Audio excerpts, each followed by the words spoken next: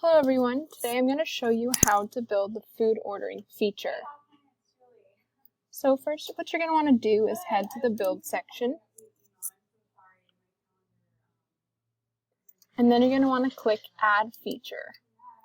And search for the food ordering feature. Then click select.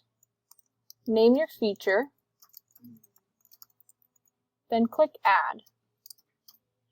Scroll down on the left side menu until you reach your feature.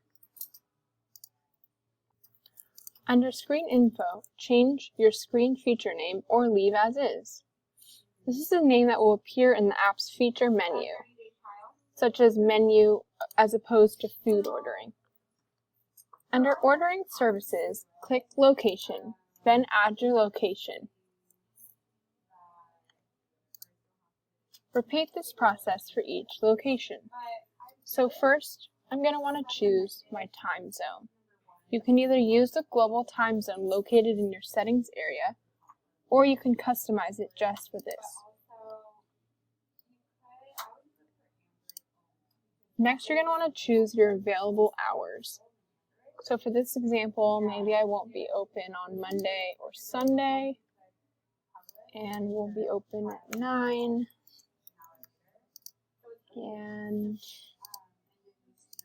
let's do 10, and then we'll do earlier on Saturday. Next, you're going to want to add the email addresses that you wish to receive this location's orders. So for this example, we'll just put my business at Gmail. Next, you can either use your imported location from the contact feature or choose a custom location. So we'll do a custom location and we'll do San Francisco. This will autofill up here, but you can change this if you'd like. Then, lastly, you'll want to select your distance type in either kilometers or miles. Then click Add. You can also choose your Start Order button and choose what text your Start Order button displays. We're going to keep this as Order Now. Next, we're going to move on to Services. This is where you can select the available services. First, we're going to choose if we'd like to have a dine-in option. Toggle this off if you would not like to have a dine-in option. Next, specify if the order is available for pickup. This is available anywhere from same day to 6 days in advance. Also, specify if the order is available for delivery. This is also available for up to 6 days in advance. Next, your delivery address validation. This validates that the delivery is going to a legit address. Next is the delivery radius. Specify how far away a user can be to place an order. So we're going to put in miles, and we'll say you can be up to 5 miles away. Then you'll want to select a delivery minimum. This is the monetary value that will be added to delivery orders. So we'll say $10, and then we'll want to determine the delivery price fee. This is going to decide how much it costs to order delivery, so maybe we'll put $1, and we'll toggle it on as taxable. Next, you want to select the minimum order total for free delivery. When this total is met, the delivery fee will automatically disappear. So let's say if you order up to $20. Next is the lead time. This is the average amount of time it takes for an order to be prepared. This gives users a more accurate estimate and avoids rush orders. The lead time calculation works as follows. Let's say if the opening time is 10 a.m., then the first available ready time would be 10:15. If users choose as soon as possible, the system will take the current time and round up to the nearest 5 minutes. Next is just the convenience fee, which is the fee charged. Now we're going to move on to the payment section. You want to choose your currency first, so we're going to stick with US dollar. Then you'll want to toggle on or off the Braintree option. This is to allow users to use a card. Plug in your merchant ID, Braintree public key, and Braintree private key to have access to this feature.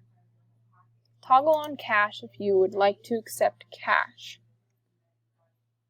Do the same with tips as well. Next, you'll want to add the tax amount to set up a tax rate. So for example, we could do sales, tax, then you'll want to select the tax method and the rate percentage. Great. Now we're going to move to the menu section. Under menu, select Add a Category. Choose a category name. So for this example, maybe we'll do entrees.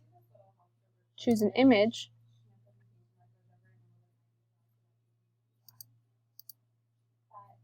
Or type in the URL. Then click Add.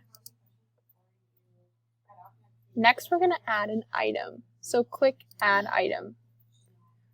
First, we're going to enter the details of the item. So we'll give it a name.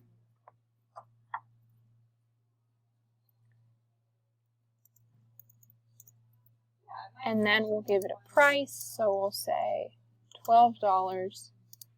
Toggle this on if you want for the item to be tax exempt. Choose your category. Grab an image, so you can either drag your image or click Browse. So I'm going to go ahead and click Browse. Hey, you know what they talk about? Select my image. And then you want to give it an item description. So just for this example, maybe we'll say the most delicious burger you will ever have. Great, now we're going to move on to sizes.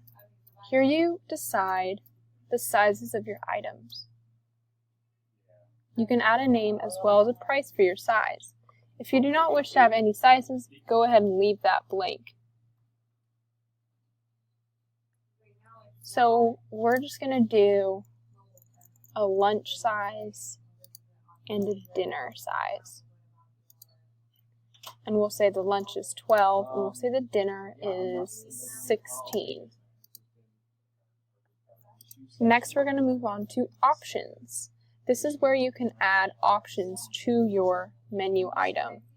So for this, maybe we'll do extra cheese, and we'll make it a $2 charge. And then if you want, you can check to allow the quantity. So maybe you only have so much cheese. So maybe for this, you'll put 50. And after that, you can't add it anymore.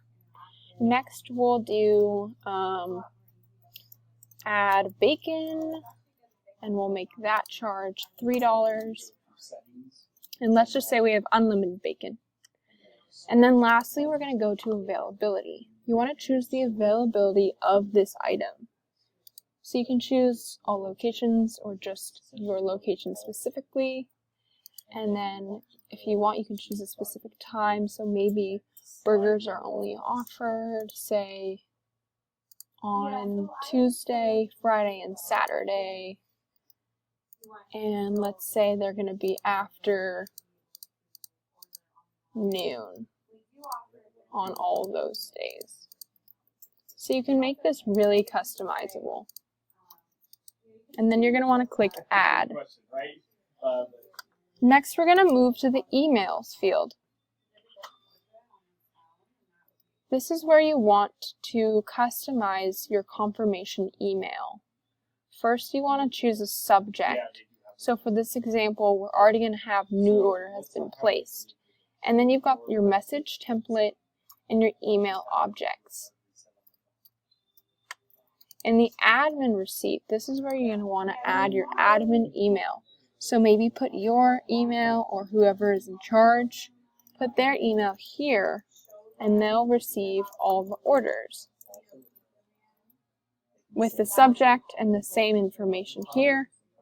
And this is the custom guides where you can format how individual items are displayed, the objects, and what each mean, but I would just keep it the same to make it simple.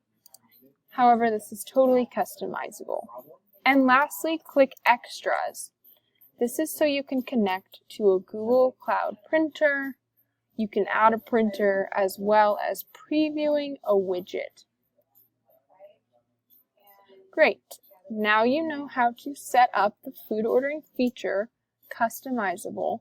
If you'd like to use one of these other options, all you have to do is put in your menu URL and it will upload all the food ordering services that you need.